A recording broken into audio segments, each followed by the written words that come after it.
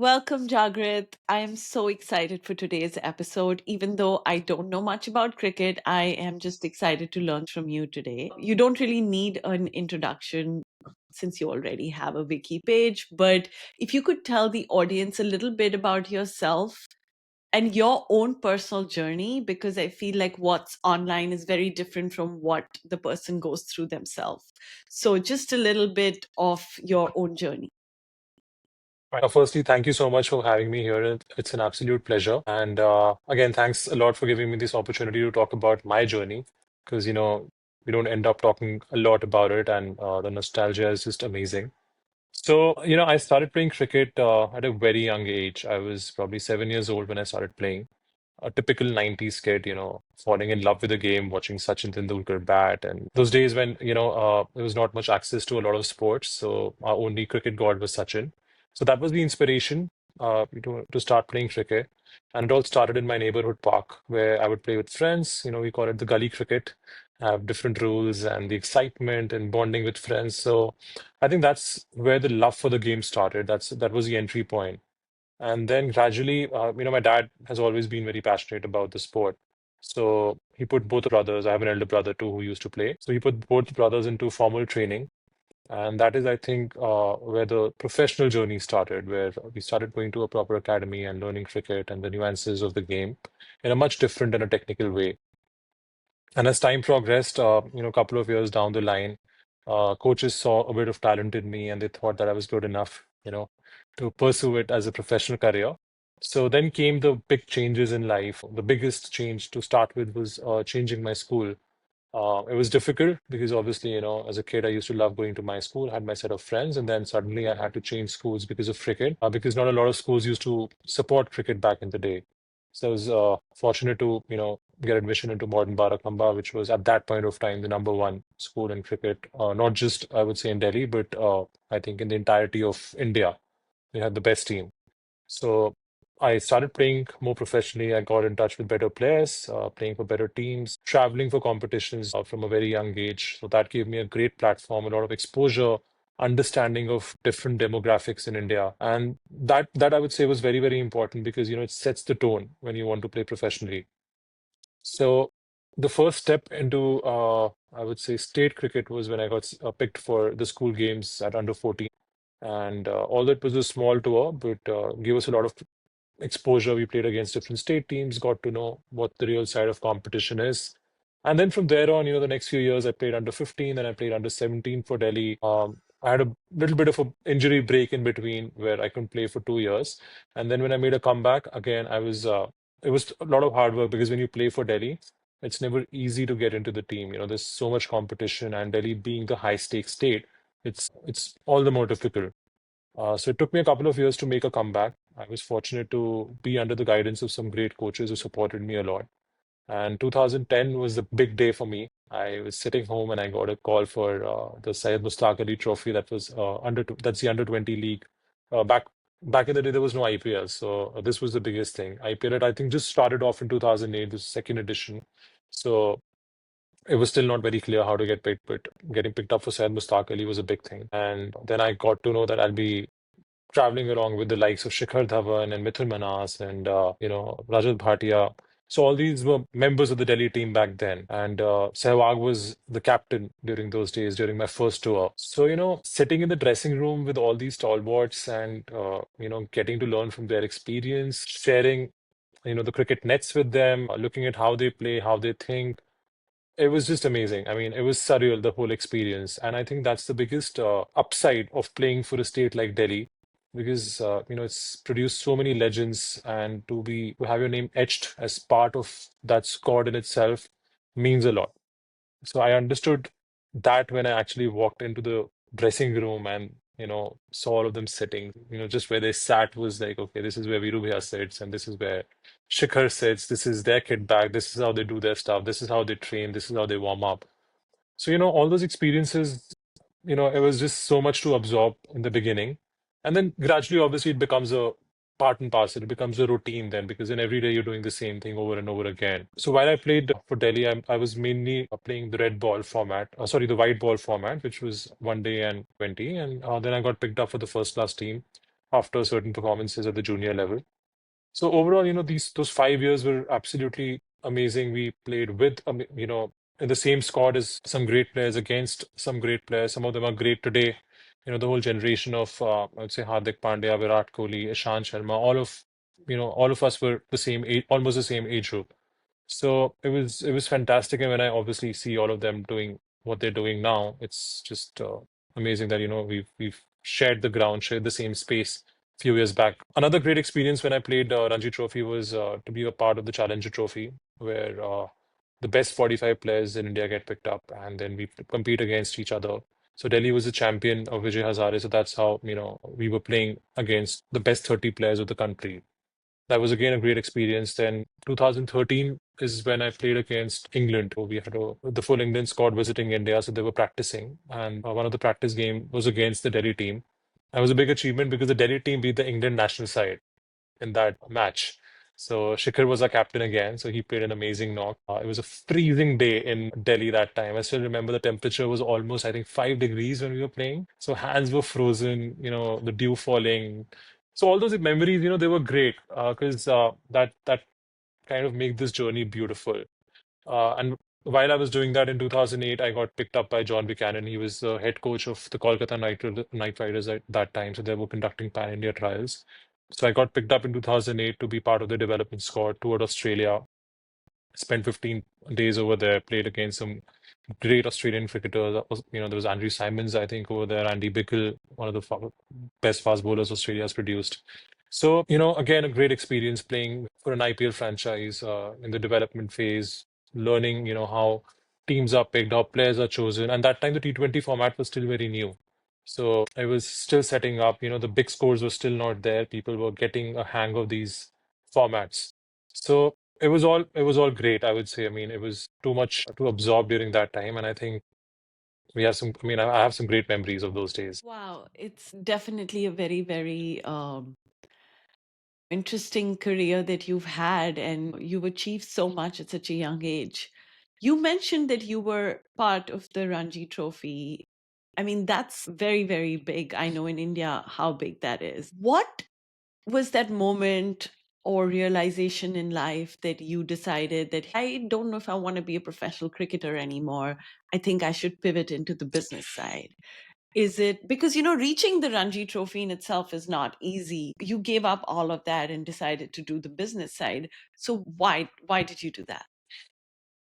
So, Rishanka, there's always a dark side to all the glory as well. A lot happens behind the scenes, and I wouldn't say that it was unfair or whatever was happening, but I got an idea that it'll be very difficult to break free from the situation that was presented in front of me. I think this was the fourth or the fifth year when I was playing, and I didn't know how to break free from that situation. I won't talk much about it, but I think you'll understand. It was just very difficult to get out of that whole setup, and it was kind of holding me back in my career a lot because when I played, it was pure passion. It wasn't something that I chose because I had no option, but it was because I loved the game. I wanted to wear that blue jersey, and I didn't want to settle for anything less. And when I realized I was 25 that time, I was still very young, still had a lot of years of cricket left in me, but I did have a realization that, going ahead to wear that blue jersey from where I was at that point of time would have been very difficult. And I didn't want to limit myself to just being a struggling player and leave everything to chance. I believe that, that's not the best way to go about life because I'd seen some people do that and didn't turn out for them that well. So I thought it's a good time to call it quits and do something else, be part of the game in some other way. And trust me, when I was leaving the game, I had no idea how that's going to happen because, you've left everything. You've left your academic career. You've left the golden years of doing your MBAs and your PhDs and any, your doctorates, whatever is required, your engineering, etc. And you've given it all to the game. So I wasn't very qualified. I'd only done my BCom honors. So I stepped out of the cricket ground. I decided to call it quits. And then I don't know what to do. I mean, it was actually very difficult because in India, when you sit back and think that, with a BCom honors degree, where are you going to go in life? There are not many options because of the competition. So that is when I actually thought that, you coming to US was one of the options. I did take my GMAT exams, but then I don't know, at the last minute, I had this inner calling that, whatever situations I had to face. or whatever held me back in my cricket career was unfortunate. So I need to do something to get back into the game in a way where I can maybe be part of one more Jagrit Anand's life who is in that situation, and I can pull him out of that. And I can help them in their journey. I can help them achieve their dreams. I can help them reach where they deserve to be. So that was the inner calling, and I had no idea how it'll happen, but I think I just dived into it. And it wasn't straight away that I got into the administrative side of cricket or the business side of cricket. I started it from, a very modest business of sports apparels, where because I knew people, I thought it'll be fine. So one of my friends said that why don't you start this? It's a booming business. I had no idea about business. I had no idea about clothes. But I just know, we used to wear clothes. Everyone wears sports clothes. So it's going to sell in the market and I know people. So that's how modestly it started. But as I got into it a couple of years down the line, I realized that, this is not what I'm meant to do. So then I started looking out for more options. I went to US, I played some professional cricket over there, understood more from the business side of what's actually happening around the world. Came back, did a lot of sports events, started working with schools to kind of work on their school programs for sports, because that is when IPL was making sports very big in India. Was, I think, 2017, 18. And then, visiting US gave me a great idea about how sports is actually run professionally and how to build student interest in sports, how schools work with sports, how community events happen in sports. So gradually, I kept getting a better idea because I was so passionate about it. So anything I used to uh, observe around sports, I used to implement that. So when I started talking to schools, we got a lot of positive response. Worked with some friends for a couple of years, and 2019, during one such event that we were doing for Delhi Capitals, their COO contacted us, and they had a vacancy. They wanted someone to lead their talent development team because they were opening academies. They wanted to kind of scale that side of business, expand their footprint, touch more lives through the grassroots programs. So for them, I was a perfect fit because I had a good business acumen. Plus, I had played the sport. I was passionate about it. So we had a very casual conversation that day on the field, and then it translated into working for them. So, like I said, when I started in 2015, I had no idea how I'll reach a place where I would be able to affect lives or help someone in their career. And then 2019, when this happened, I suddenly went back 4 years in my life, and I was like, wow, this is the thought I had. And finally, that my manifestation worked for me. So I think when you think for others, when you have positive thoughts and you want to empower yourself more to do something for someone else, God helps you. They make a way for you. And that was a great opportunity I got, I think, when I started working with Delhi Capitals. Wow. So, you mentioned a couple of things I want to go back to. Hmm. You mentioned schools. I want to talk about that. But I also want to really appreciate you for being so candid about your journey, because I feel like cricket is such a glamorized sport in India. I don't think people realize how much hard work goes in, the politics that go on behind the scenes in Right. locker rooms, and just the pain involved in actually reaching even at a state level match. So Right. thank you for being so candid about that part, and I think everything you've achieved is just amazing. uh, Talking about schools, Jagrid, I feel a lot of children in India right now, because it's such an aspirational professional to be in and sport, are very lost. Children are very lost. They don't know Right. where to begin. And I'm not talking about Delhi, Barakhamba, or the top schools, that are like Right. feeders for the Indian cricket team. I'm talking about, like, say, a boarding school in Dehradun, Hmm. or a school in Ranchi, and there's some great players in these places, but there's no like path, or even like information as to how to reach or apply for the Indian cricket team, because there's just so much going on in India Right. regarding cricket. So can you very briefly talk about how one can plan or strategize, and how soon they should be doing that? You said, you were Yeah. working at the grassroots level. Grassroots level would be like 3 years old, or say 4 years old kids. Yes. Yeah. I personally feel like I have two babies. I feel like that's a little too early. Yes. At that point, they're just running around. But can you just explain how one can plan that journey for themselves? So, Rishanka, I would say that the biggest issue right now is access to information, like you mentioned, that someone in school doesn't know how to reach the peak of their careers or to, play for IPL or play for state or play for the Indian team. So BCCI, has done a commendable job in expanding their horizon in terms of funding state associations, in terms of conducting a lot of tournaments through state associations, a lot of district level competitions. But they all start at the age of 14. But up Okay. until the age of 14, children are really misguided because cricket is a very commercial sport now. There's so much money involved, and this is not just with cricket actually. It's with every sport in India that there's misinformation and there's exploitation of children, unfortunately, and the people who do that is people who've been part of the sport. So that's an unfortunate truth, but I won't digress too much on from the topic and talk about it. But that is an issue. That is a real issue. But in that case, the bigger problem is also the parents. It's not just the coaches or the officials involved. The parents also are a big problem because for them, when you start educating a child, what is the ultimate goal? That the child should be educated, They should be able to read, they should be able to write, they should be able to do something with that education maybe later. But up until the age of 17 or 18, you're not sure that the child is going to be an engineer or a doctor or an accountant or a professional into marketing or whatever it is. You might have 1,000 dreams, but your ultimate aim is the child should go to school, get educated, go to college, get educated, do a post-graduation, get a job, right? The pathway is set because it's a very structured plan. But you don't have ambition from day one. You don't go to a school and tell the teacher who's teaching a child at nursery level that, oh, if you don't make my child an engineer, I will take my child out of the school. You never do that, right?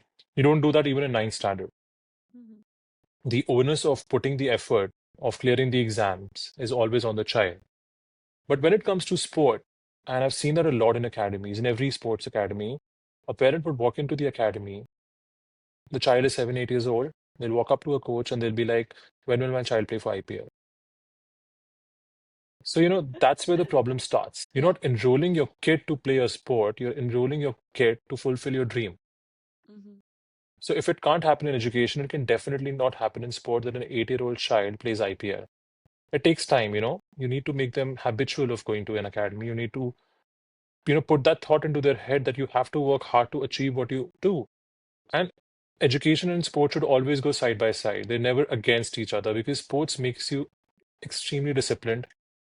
It gives you that perspective in life. It helps you bond with people. It helps you to make relationships, especially in today's time, where everything is driven by technology and children are sitting in isolation. I think sport is the best way to kind of help them out, out of all the mental traumas and stress that they have. I mean, as kids growing up, I don't think we even heard of those terms because we were always so engaged. So this is a parent problem as well. Your expectations are not set correctly, and that is where the coaches step in or the officials step in to exploit that. Because now it is business for them. If I'm running an academy today and a parent comes up to me and says that Jagrit, sir, if you can you make my child play for IPL? If you can't, then I will not bring him to your academy. Then what option do I have? I mean, think about those coaches or those officials involved. They'll be like, yeah, yeah, I'll make your child play IPL. They will not tell you how, but they say that the parent is happy. Next 2 years, the child is playing there. 2 years later, they realize, okay, this is not happening. They'll put him into another academy. Into another academy. By the time the child is 14, he's gone to 7 academies and left the sport. So that is a big problem. So if you want to know a definitive pathway, BCCI set it up very beautifully. You need to play the under 14s, you need to play the under 16s, the under 9s. Now, at this point of time, every, you know, state has a league going on.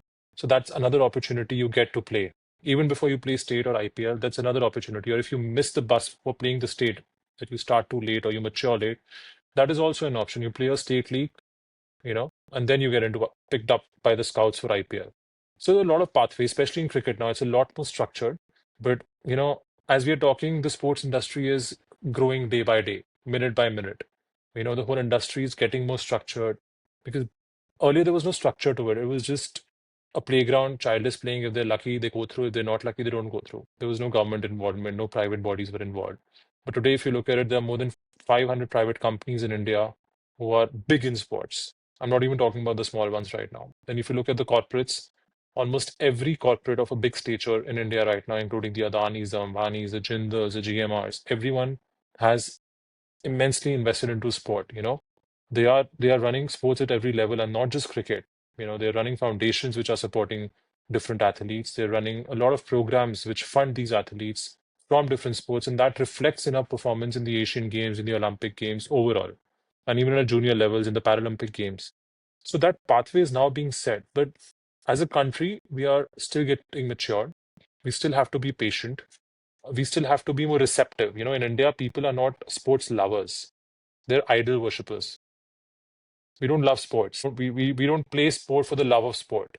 We look at it as also as a career. We don't put our child into sport because we want them to grow as a person, be healthy, be fit. We put them into sport because we want them to achieve something out of it.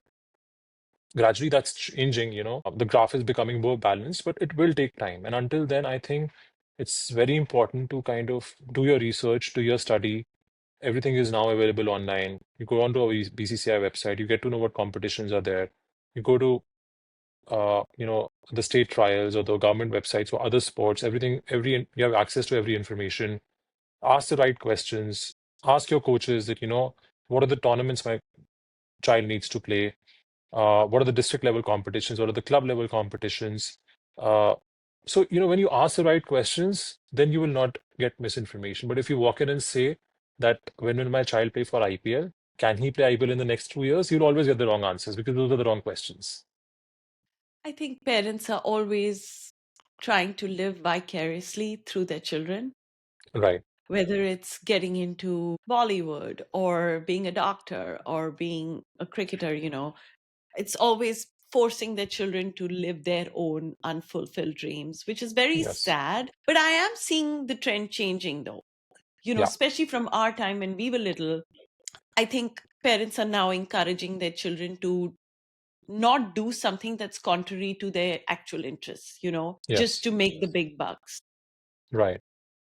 So it seems like BCCI is like your go to website to find out which are the tournaments that are going on. How do I get in? Yes. Does BCCI also recommend academies that children can go to for training? No, BCCI doesn't do that. So, see, BCCI is the parent body which runs the Indian cricket team, and then it runs a lot of tournaments around throughout the year. But BCCI funds a lot of state boards. So every state association is a member of BCCI, and they're obligated to conduct certain district level competitions to select the state teams. So there's a full system. For a bigger state, there are districts. For smaller states, there are clubs. So every state has a different way of doing the selection. So, for example, if I talk about Haryana, now Haryana would have different districts like Rohtak, Gurgaon, Jind, um, Faridabad, etc., etc. So different districts, right? But Delhi, being a smaller city, has clubs who are associate members of the Delhi and District Cricket Association. So so a child starts their journey from there, and this all starts at under 14 level. Before under 14, there are a lot of recognized tournaments. So when you're playing a tournament, there will be tournaments which are affiliated to the state board. Like if I'm playing in Delhi, there'll be certain tournaments which are affiliated to the Delhi and District Cricket Association. Then there will be certain tournaments which will be associated at a district level in bigger states. There'll be academies which will be run by professionals, some known players, former players. You have to check the qualifications of the coaches as well because BCCI conducts a lot of coach qualification or coach education programs. So there's level one, there's level two, there's level three level of coaching. So all these things you can actually go and ask in an academy that what kind of coaches do you have? What is the student-child ratio that you are having in your academy? What kind of access to tournaments do you have? How many tournaments do you play in a year? How many matches do you play? What is your plan for the intermediate players? What is your plan for the amateur players? So you can always go and ask coaches these kind of questions and also ask them that what is the qualification of a coach? That's the most important thing. Because see, today, if I've played the sport, I know about the sport. But if without doing a proper coach education program, I get into the coaching, I cannot be a good coach. Because coaching is just not about the technical aspect, it's also about soft skill. How you are imparting that skill into a child. Because as a player, I'm biased. I've played at a certain level, I'll have certain qualities, and I'll forget about my formative years, that how much I struggled to become that player, right? Yeah. So now when I walk in as a player to coach, I will not have that patience level to work with a child who's just holding the cricket bat for the first time. I will not understand his or her emotions. But when you do a proper coach education program, it's a beautiful 5, 6 day program that BCCI has, and now, other companies have also started doing it. So if a coach is qualified, They have gone through that training. They understand, how to deal with the child, how to deal with the parent, how to cater to their insecurities, how to be patient with them, how to see how much their interest is or how to develop their interest. Then you become a proper coach. So, for every parent who will watch this podcast, I have, with folded hands, I want you to request when you walk into an academy, the first question should be how qualified are the coaches? Or what education have they done for themselves? Because if a coach is not investing in themselves, that means they're not serious as a coach. So I think two things would be checking the coach's qualifications and also then trying to figure out what is the end goal? Like what are the Yes, opportunities that academy is going to provide to you yes, to get yes, to the end goal, right? yes. And also, Rishanka, I'm not sure about how every state works, but in a lot of states, I've seen that even academies have affiliations to districts or state board. So these are also things that a parent can ask. That is your academy affiliated to a state board or the district board? Is it recognized by them? Some sort of question, I mean, I'm not sure that every academy gets that access, but I think a lot of states are not doing that. So, Jagrit, I see, and again, I'm not very involved in the team right now. Like, I don't know what's happening, but I know there's some very young players in the team. When you mentioned that sometimes they're under 14, under 16, or whatever, or if you've missed the bus, what is miss the bus? Like, what is the maximum age uh, after which you shouldn't even think about trying?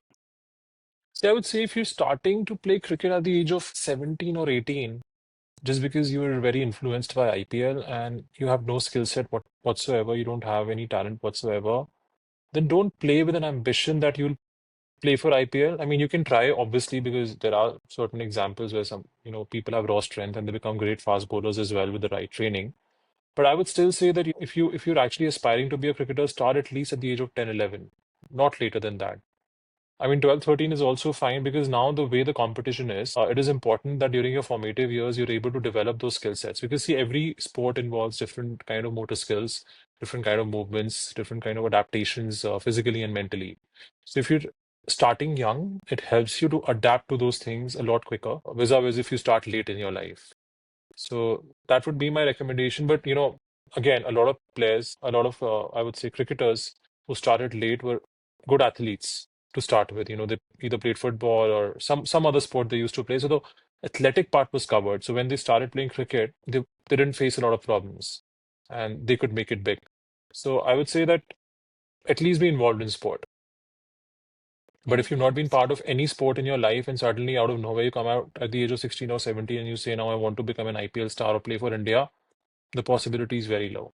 Then just play for the love of the sport and look for other career opportunities because there's so much more happening in the ecosystem of these leagues. So there are a lot of job opportunities that are there if you purely just play the sport, understand the sport from a different lens, maybe not just as an athlete, maybe just to understand the game and for the love of it. I mean, I personally know a lot of people who've done that. They started playing late, they loved the game, they understood the game, and they're doing great in other fields now, which are related to the sport again. I think that's, just broadening your perspective and seeing the other good side of cricket. It's not Yes. just about being on the field, but there's so Yeah. much more happening behind the scenes, similar to yourself, what you're doing right now. Right. Right. Um, all right, so coming back to global cricket, cricket is spreading like wildfire right now, the sport across the world. Right. Which other countries, apart from the ones that are already pretty well established right now, do you Hmm. think cricket is going to really take off in? And do you think India has been an influence when it Oh, comes to yes. other countries picking up this sport? Yes, absolutely. If we talk about the next country that's coming up in a big way is USA, Yeah, because they have a you told really me good about league that. going on. Last I remember, they beat the Pakistan team in the T20 World Cup. So that's a big achievement to, kind of beat a test side. And also because of so many Indians, so many Caribbean people, and a lot of other people from Southeast Asia who are part of the cricket team in US. And also a lot of people might not know this, but US has a very structured cricket program going on for years. It was just the unfortunate, clashes at the higher level to get the association rights because there's a lot of funding that ICC does. So there was always like a dogfight going on at who will control the association, because of which it boomed a little late. But now that it's kind of blooming in US with the major league and major investors now, putting in their money to promote cricket in US, I think US is the next big thing. Saudis putting in a lot of effort towards cricket. The whole Middle East, in fact, Qatar is putting in a lot, doing a lot for cricket. UAE, as you know it, it's always been popular because of the Sharjah cricket stadium. But I think post-COVID, because during COVID, a lot of competitions, even IPL and a lot of international matches took place in the Middle East, like in Dubai, Abu Dhabi, and Sharjah. So because of that, the interest has grown. And again, a huge Indian population over there, which kind of channelizes a lot of interest into the sport. China is now coming into cricket in a big way. There's something I got to know very recently, in fact, actually just 2 weeks back, that now they are putting a lot of effort towards cricket since cricket has now become an Olympic sport. So they've started It's investing going to be the first time in 2028, right? 2028, yes. So the T20 Okay. format is going to be there. Okay. So a lot of associate nations now in Europe, they're also coming up in a big way. Because all these leagues taking place now, international players travel just anywhere and everywhere to play these leagues. 10, 15-day leagues, they get with good money, get good exposure, everything is telecasted or broadcasted. So because of that, cricket is now growing in a big way. So you see all these countries, US is right there. You'll see China coming up because they take sports very seriously. So there's a great chance that if they're taking cricket seriously in the next 10 years, you'll see China doing something good in cricket. And the Middle East, UAE already has a good team. Nepal is re-emerging. They've started having their own league where now international players are going. So there's good exposure for the local players. Afghanistan, as we know it, they've been doing a splendid job. It's unbelievable, how a country suffering so much at the domestic level ends up doing so well at an international stage. Their players, I mean, it's lovely to see them perform. In IPL, you'll see almost every Afghanistan player is contributing a lot. So that's, a great story as well. So, yes, like I said, all these countries are now coming up in a big way. I think the countries who will make it big will eventually be the ones who have a good grassroots system, because that will be the most important factor. So, do you think, I know you said that there's a lot of these matches hosted in the Middle East and in Europe and basically all over the world. And that is one part of influencing people or other countries to get into the sport. Right. Do you also think it's the big money that's involved in cricket that's encouraging, influencing these countries to get into it? Absolutely. See, cricket or any sport, becomes big when they're a spectator sport. When you have audience to watch a sport, it becomes big because then huge sponsorships and media deals start taking place. And because of the impact that IPL's had, so IPL's had two great impacts. One is in the Indian sports industry. If you talk about 10 years back, no one was very serious about sports in India. The government hardly ever spoke about sports. The stadiums would be empty. I mean, there was nothing happening. But in the last 10 years, the way IPL has grown, especially the last 5 years, where the multi-million dollar deals have happened, people have started taking sports very seriously. And it's these, I would say corporate giants who are invested in IPL who are taking the sport in a big way, or who are growing sport in a big way in India. Because eventually, whatever money is flowing in through IPL is being reinvested into other sports. So that's a great thing. I would really want to thank these corporates for doing such a splendid job that they didn't have to. Cricket was giving them enough money, but they thought, let's do it for a good cause. Let's put it back into sports. Let's reinvest. And that reinvestment is also going into now other countries. If you look at the South Africa Premier League, the SAT20, all the team owners are IPL team owners. So now suddenly South Africa is also re-emerging. If you see the graph of South Africa in the last 5, 6 years, it's gone up and up and up since the SAT20 started.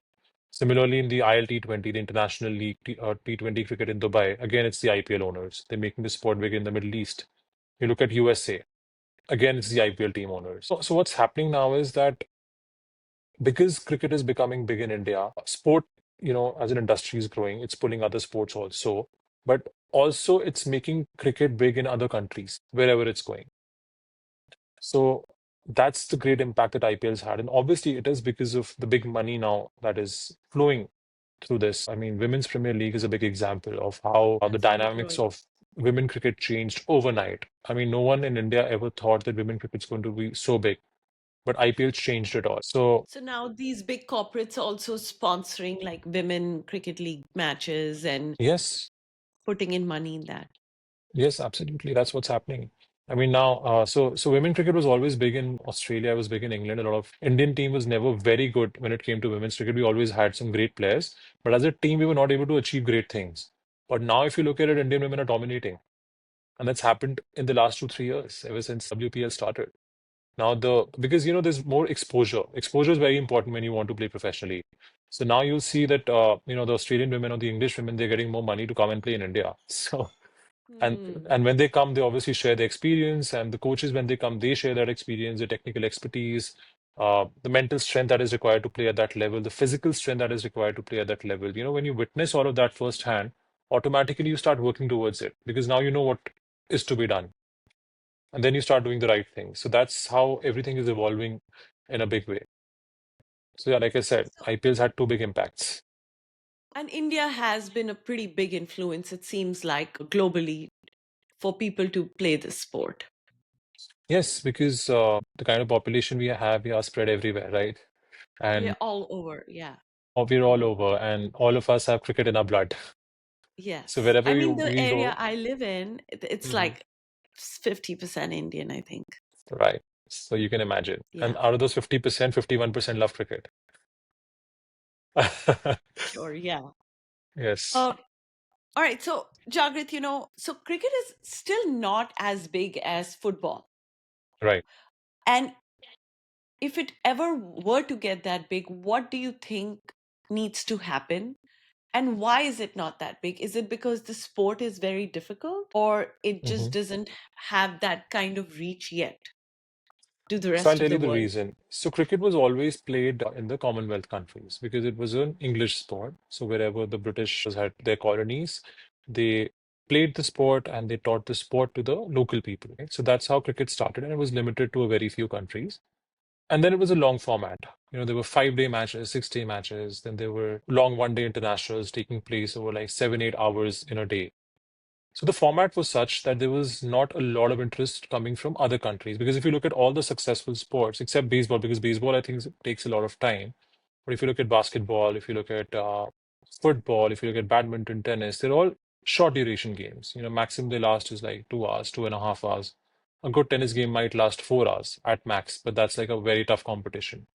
But beyond that, if you look at any major sport, they've been shorter formats. And cricket now, with the change in format, now 20 coming in, it's getting introduced to Olympics. More and more countries are getting to realize that, it's gradually becoming bigger now. Also, the technical aspect of cricket is a lot different. There's a lot of equipment which is required. So if you compare it to football, in football, what do you need? If you want to play street football, 20 people can just go and play one football and that's it, right? So it's a cheap sport. But when it comes to cricket, you have to purchase a lot of equipment, and that equipment wears out. So then you have to purchase more equipment. Like if you buy a cricket bat today, it costs a lot. If that bat breaks, you have to buy another bat. Similarly, all the software, the stuff. So the equipment cost is a lot as well. So I think these were the factors apart from the longer format of the game and not so much exposure early in the years. But now that's changing. Gradually, people are getting more and more interested. And obviously, with cricket being introduced finally into the Olympics, it will have a larger impact. Then another reason is that although we as Indians are spread across, it did take time for us to build a certain level of financial stability. Like if you talk about an Indian living in US in the early 90s or the early 2000s, we did not have a lot of money. We were not financially very stable. We went there as farmers. Most of the Indians who settled in US early on were farmers, right? They went to California from Punjab and all they did was farming. They went to Canada, they did the same thing. Indians being a lot more financially stable in other countries as well. Some are big business owners, some have great IT jobs. So you see them investing into the sport. And when they start investing into the sport, at least the sport is happening in that country. And then gradually the locals would get involved. Like if you go to Europe, most of the European countries, it's all Southeast Asian people who are playing cricket. It's either Indians or Bangladeshis or Pakistanis or Sri Lankans. But what's happening now is that because now they're financially stable, they're able to take out some time on weekends to play. And when they start playing, obviously the sport is entertaining, people will watch. And then gradually the system will build. So it'll still take another 20, 25 years for cricket to even come close to where football is, but it will Oh, eventually wow. happen. And also because, football's played in over 100 countries right now, I think. More than 150 countries are playing football. Like if you look at the FIFA tournament itself, the qualifiers go on for 3 years. Yeah. But with cricket, you'll see only 10 teams playing in the World Cup or 12 teams playing in the World Cup. So that's the difference. But it, but like I said, it will take time. But because of these leagues, because of so much money and so much exposure now to the sport and the shorter format coming in, I think it's just a matter of time. Cricket is going to, touch great heights. The one good thing the British left with us, apart from the little bit infrastructure they did in Delhi and few other places, Yeah. is cricket. Oh, This yes, is like absolutely. we all love it. Like you Yes. said, it's in our blood. Why do you think the Indian cricket team is so good? I personally, and I may be a little biased here, I'm very patriotic Hmm. to my country. Um, why do you think the Indian cricket team is so good? What is their edge? And do you think they're Right. better than the England cricket team? This is a little See, controversial, so feel free to dodge yeah. this question. I think the countries who are dominating cricket right now are, New Zealand, South Africa, India, Australia, and England. These five have been there and there throughout. And Indian team is obviously doing a lot better right now. I mean, we look at the bench strength, it's amazing. It's unreal how good the talent is in India. And that's all thanks to the efforts that have been made by BCCI, the different administrators over the last 10, 15 years, the way they have worked, the way they have promoted IPL, the way they have engaged a great audience. A lot of youngsters are now inspired. They take the sport seriously. And because of that, the grassroots systems that have been developed, that is contributing to the growth. Because I'll give you a great example right now, and I don't want to sound controversial, but it's a very good example for people to understand that what is important to be done for a nation to be good in a sport. So you take India and Pakistan, okay? Back in the 90s, Pakistan was always superior to India. Most of the matches we used to lose. As time progressed, especially since the onset of IPL, India started to get better because our grassroots system, our Ranji Trophy domestic system started to become better. You know, there was more talent scouting happening. When you try to scout talent, you also work on developing talent. BCCI started thinking a lot more on how to, kind of set the things right at the ground level. So when that started to happen, there were better players, there were better opportunities, there was more exposure, better competition, more money. So because of that, obviously the byproduct is better players. Similarly, if you look at Pakistan, the domestic structure kept weakening. The pillars, kept breaking down. And because of that, now you see Pakistan to be like, it's actually sad as a cricketer when I talk about it to see how bad the downfall has been. They don't even exist amongst the top five or six or seven teams in the world now because the domestic structure got weak.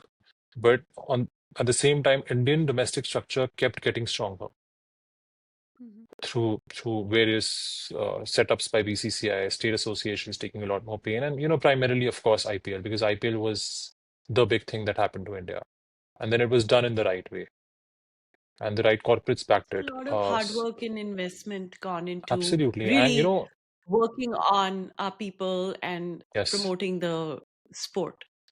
Yes, and I mean, a big thanks goes to all the corporate giants as well. I mean, if I talk about uh, Reliance, for example, like Mumbai Indians, they've groomed so many young players. They're investing in them day in, day out. If you look at Rajasthan Royals, they have a special center running in Nagpur.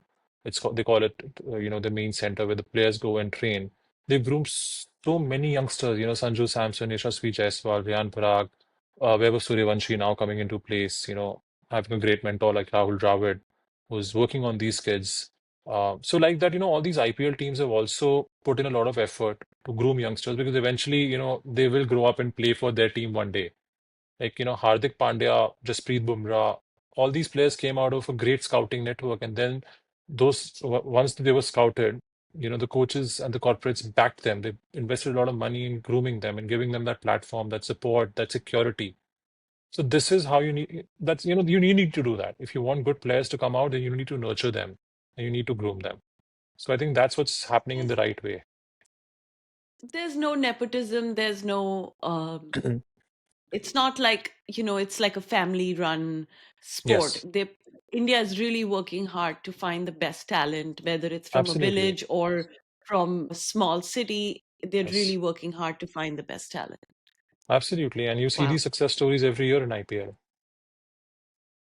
Yeah, I mean, just yesterday we saw I mean, RCB win after 18 Yes, years, right? yes. And it has like a really good variety It's of, had a huge impact. And I'll give you a small yeah, example of this since we're talking about it before we close. When I was, and this is something that's coming out of personal experience. So when I was working with Delhi Capitals, we also had a huge, uh, I would say, interest in scouting good talent and developing good talent. So we were also running a Capitals development squad. So we were obviously given the job of finding some exquisite talent or some really special players at that point of time, make them part of the development squad, and then groom them. So that is when I came across some great youngsters, and two of them in particular. One was Digvesh Rathi, who's a mystery spinner. One was Ashutosh Sharma. So these players were at a stage where they didn't know what to do next. If there was no IPL or there was no scouting, trust me, these players would have lost. They would have never reached where they are right now. But because as scouts, we had our eyes on them, we saw special talent. I personally spent a lot of time talking to them, understanding them. So it wasn't just about the skill set, it was also about the mental insecurities that they had. So when we had interactions with them, I sat down with them, I talked about the difficulties that they're facing. And then because I had the backing of a franchise like Delhi Capitals, I was able to pull them into the development squad, give them that necessary confidence which they lacked, give them that exposure which they were lacking, and just tell them that, you just play your game. You are special and you will make it big someday. So just don't worry about anything. We've got your back. Continue to play. We'll give you a chance. And today, maybe not today, maybe tomorrow, maybe day after, you will be picked up by one of the IPL sides. And that is where the journey started, right at the time when they were about to leave the journey. So this can only happen when you have a good system in place. So wow. So a lot of stories like these have emerged, with different teams, with different individuals. I can share this one because this is my story.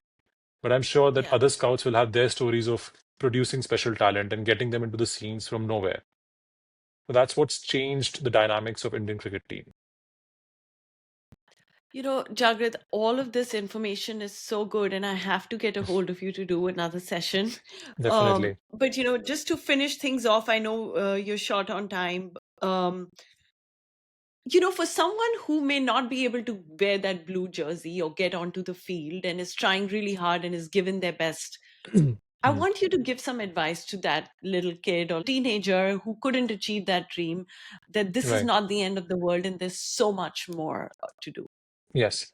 See, what I have to say to them is that when you start playing the sport, play for the love of the game. Don't have any sort of pressure in your head that I have to reach here. Yes, have that dream, manifest it every day, think about it every day, but don't let it kind of don't let it be a burden on yourself that if this doesn't happen, there's nothing else in life.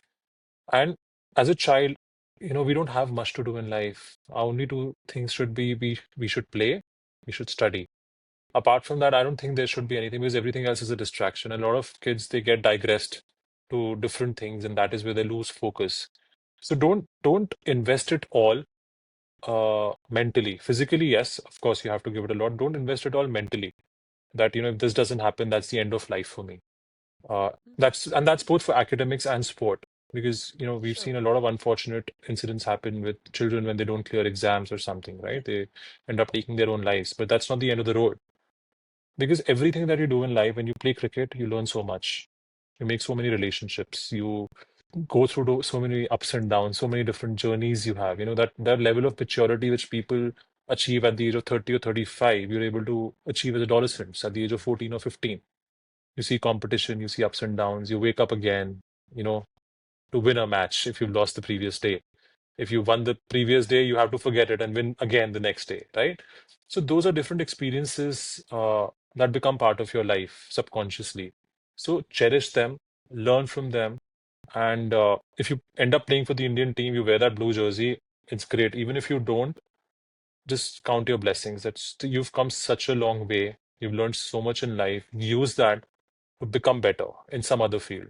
And trust me, you will, because those values that you have imbibed all through these years, uh, that discipline that you have developed, that resilience that you've developed all these years playing a sport, those relationships that you've made will help you in life. Trust me. I mean, I'm one of them. Uh, Yeah. That's why I, I I wanted I you don't to have a talk. formal professional degree as such. Like I said, I'm not an MBA. I'm not a chartered accountant. I'm nothing. Whatever I'm doing today is because of what my game taught me. I owe it all to my game. So what if I could not wear the blue jersey? I take pride in the fact that maybe I can help someone wear that someday. So just look back and see what all you've learned, and don't, please don't, all of you youngsters, don't stop studying. It's very important. Education is also very, very important. So take them side by side. Invest your time in just two things in life: play and study, play and study. And trust me, you'll be super successful. Wow, it's the journey, not the end goal, right? You Yes, learn from your absolutely. experience. Well, this was such a pleasure, Jagrit. I really appreciate you taking the Thank time you. to talk to me today. And thank you so much for all the great advice. And hopefully, I can get you again on the show to talk about, Definitely. the next phase in your life. Thank you. Thank you so much, Rishanka. It was an absolute pleasure.